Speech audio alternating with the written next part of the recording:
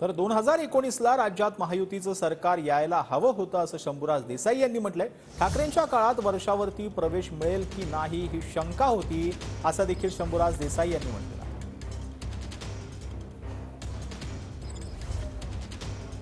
शंभूराज देसाई यांनी जी आहे ती टीका केलेली आहे। 2019ला राज्यात महायुतीचं सरकार यायला हवं होतं असं शंभूराज देसाई यांनी म्हटलंय। तर ठाकरेंच्या काळात वर्षावर प्रवेश मिळेल की नाही याची शंका होती असं देखील शंभूराज देसाई यांनी म्हटलं।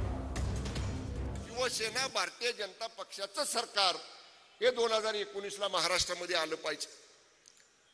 सरकार बनवायला 3 आठवडे लागले।